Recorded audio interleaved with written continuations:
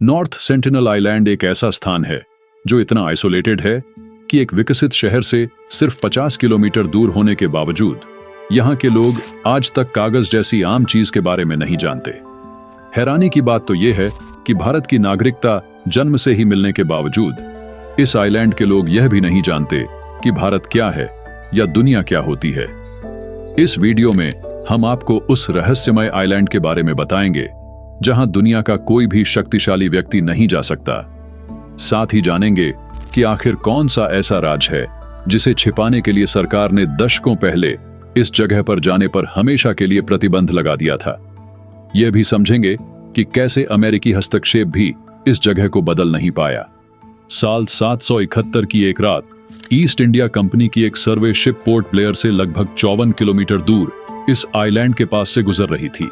तभी उन्होंने आइलैंड पर किसी तरह की रोशनी देखी।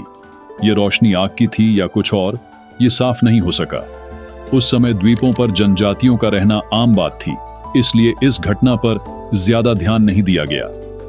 यही नॉर्थ सेंटिनल आइलैंड का इतिहास में पहला दर्ज किया गया उल्लेख था।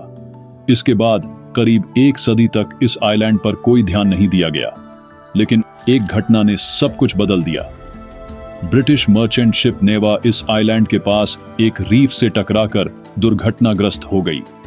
शिप में 86 यात्री और 20 क्रू मेंबर्स थे, जिन्हें नेवी की रेस्क्यू टीम के आने तक आइलैंड पर रहना पड़ा।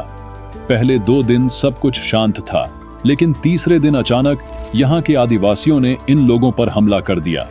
वे सभी बिना कपड़ों के और तीर कमान जैसे प्राचीन हथियारों का इस्तेमाल कर रहे थे। साल 1880 में naval officer Maurice Vidal Portman ने इस आइलैंड पर पहुंचने का प्रयास किया।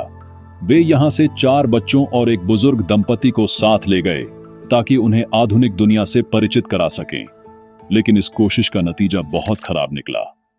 बाहर की दुनिया के संक्रमणों के कारण बुजुर्ग दंपति की मृत्यु हो गई और बच्चों को भी गंभीर खतरा था, इसलिए उन्हें वापस आइलैंड पर भेज दिया गया। पोर्टमैन ने लिखा कि बाहरी दुनिया के संपर्क ने इस जनजाति को सिर्फ नुकसान पहुंचाया है। उनकी इम्यूनिटी आधुनिक बीमारियों से लड़ने लायक नहीं थी।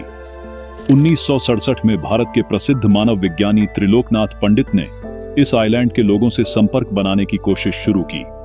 अगले 24 सालों तक उन्होंने नारियल, खिलौने और अन्य उपहार भेजकर उनका भरोसा जीतने की कोशिश की। 4 जनवरी 1991 को पहली बार सेंटिनल के लोग बिना हथियार के त्रिलोकनाथ की टीम से संपर्क में आए। हालांकि यह संपर्क स्थायी नहीं हो सका। 1996 में भारत सरकार ने इस आइलैंड पर बाहरी लोगों के जाने पर पूरी तरह से प्रतिबंध लगा दिया ताकि जनजाति को बाहरी संक्रमणों से बचाया जा सके। 2018 में एक अमेरिकी नागरिक जॉन एलन चाओ इस आइलैंड पर पहुंचा।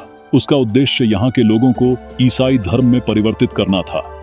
उसने मछुआरों को रिश्वत देकर आइलैंड तक पहुंचने की कोशिश की, लेकिन वहां के आदिवासियों ने उसे मार दिया और उसकी लाश को दफना दिया। यह जनजाति हजारों सालों से दुनिया से अलग थलग है। उनका रहन सहन, संस्कृति और जीवन शैली इंसान के इतिहास का एक जीवित अध्याय है। हालांकि बाहरी हस्तक्षेप उनके अस्तित्व के लिए खतरनाक है। नॉर्थ सेंटिनल आइलैंड के रहस्य और उनकी अनछुई दुनिया हमें यह सिखाती है कि कभी-कभी कुछ चीजों को वैसे ही छोड़ देना बेहतर है जैसे वे हैं। अगर आपको यह वीडियो पसंद आया हो तो लाइक करें, अपने दोस्तों के साथ शेयर करें और चैनल को सब्सक्राइब करें।